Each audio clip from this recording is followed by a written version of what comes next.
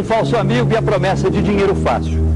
Estes foram os motivos que levaram à morte de Marcos André Kawashi, de apenas 21 anos. Mais de 6 meses depois do crime, a polícia ainda não conseguiu decifrar um grande mistério. Por que Marcos entregou toda a fortuna herdada do pai ao homem acusado de ser o assassino? Um homem que ele mal conhecia. Tudo esse Airi tomou. Ele ficou sem nada. Segundo a polícia, Yairi da Silva Guerra, o acusado se aproximou de Marcos com uma única intenção: aplicar um golpe. Marcos, o herdeiro, procurava um amigo em quem pudesse confiar. Foi isso que levou ele à morte. Foi essa carência dele. Bastou o cara chegar, apertar a mão dele, dizer que você é meu amigo, eu vou fazer você crescer, e aconteceu isso.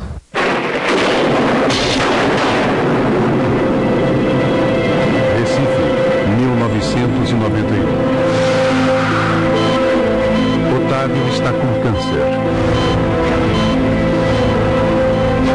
Ele é pai de 5 filhos. Mesmo muito doente, Otávio sempre foi um pai carinhoso. Pouco antes de morrer, ele deixa uma herança para os filhos. Entre eles está Marcos.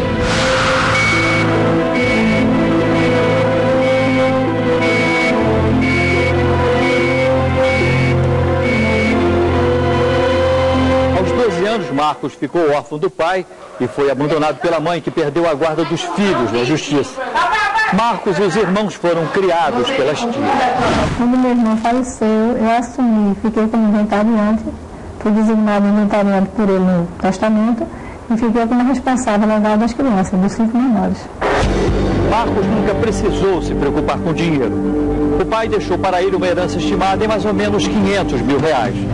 Eram apartamentos, terrenos, seguro de vida e um carro.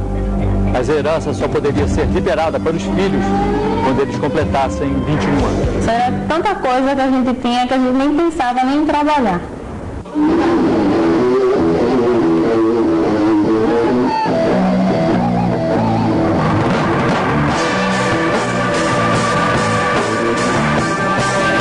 Com 17 anos, Marcos sai da casa das tias e volta com os irmãos para a casa onde morava antes da morte do pai. Ele para de estudar e monta uma banda de rock. A paixão de Marcos é tocar para os amigos. Adorava rock. Quando eu não tinha mais o que tirar dele, tirava a vida.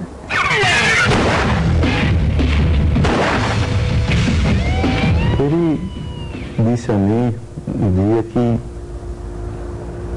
trocaria tudo que ele tinha para ter o pai de volta.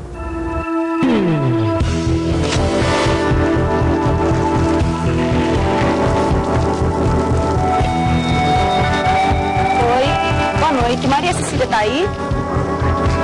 Maria Cecília. Marcos conhece a empregada doméstica Josenilda, amiga das irmãs dele. Em pouco tempo, Josenilda deixa o emprego e se muda para o quarto de Marcos na casa de Candeias. A gente fazia compras, muitas compras, vivia muito bem, passeios. Em agosto de 1999, o herdeiro completou 21 anos.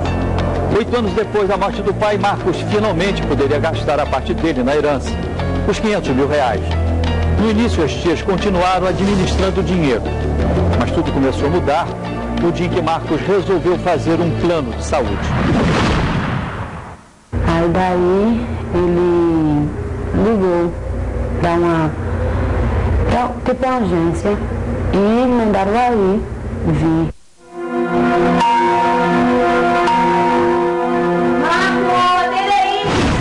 O vendedor de seguros que bate na porta de Marcos é Yairi. Segundo a polícia, este é o primeiro encontro entre o herdeiro e o assassino. Seu Marcos? Sim. Yairi de seguro? Por favor, entre. Perguntava muito sobre tudo, tipo, de quem é essa casa, quanto tempo vocês convivem, de quem você vive, de quem vocês, assim, se sustentam. Perguntou sobre tudo. E sabe o que vocês merecem agora? Já na primeira visita, Yairi descobre que vale a pena fazer amizade com Marcos. Ao contrário de Marcos, Yairi nasceu pobre.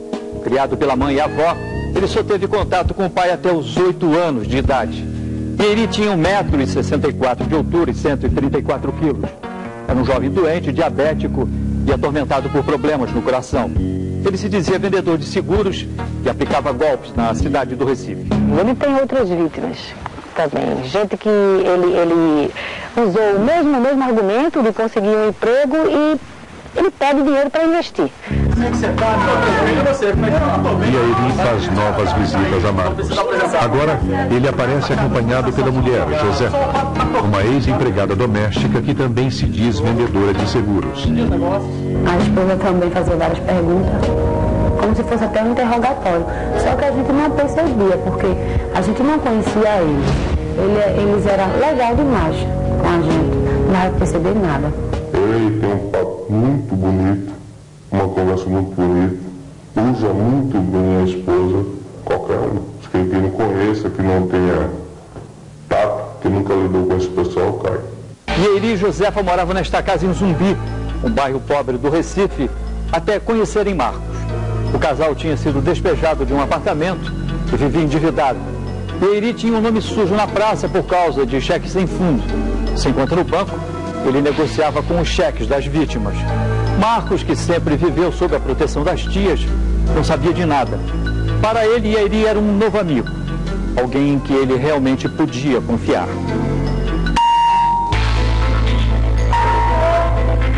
Marcos dá um cheque em branco a Iairi, mas o cheque é devolvido sem fundos. O valor preenchido era alto demais. O homem que recebeu o cheque vai até a casa de Marcos e cobra o dinheiro. Mas que me passaram o cheque sem fundo. Então daí eu comecei a desconfiar que ele estava tirando dinheiro do Marcos, né? Do Iairi. Marcos passou a acreditar cegamente em Iairi e 2 meses depois de conhecer o vendedor, resolveu se tornar sócio dele num negócio misterioso. O herdeiro nunca revelou a ninguém, nem a mulher, qual era esse negócio. Dizia apenas que iria ganhar muito dinheiro. Mas para ter lucro, era preciso investir. Foi quando a herança começou a desaparecer. Naquele momento começava uma inacreditável inversão de papéis. Marcos, o jovem herdeiro rico, ficava cada dia mais pobre. E Iairi, o pobre vendedor de planos de saúde, ficava cada vez mais rico. Depois que conheceu Marcos, 2 meses ele já estava com um carro. Ele mudou de apartamento, alugou um apartamento em Boa Viagem. Ele foi sempre progredindo. Marcos começa a se desfazer de toda a herança e faz péssimos negócios. Para conseguir dinheiro rápido, ele vende a caminhonete por R$9 mil, metade do preço de mercado. E Iairi acompanha tudo. 9 mil, está fechado? Feito. Era o caminho de Marcos para a morte. E ele não estava sabendo disso. Todo o dinheiro que Marcos ganha entrega para Iairi. O negócio prometido nunca é realizado. Sempre falta dinheiro. A fase do investimento parece não ter fim. E assim ele foi vendendo um atrás do outro, vendeu quase tudo que tinha. E ele não sabia por quê. Quando esse homem chamava, quando o telefone tocava, esse Iairi chamava, ele ia muito de horário. Era de noite, era de dia, eu sei que ele atendia.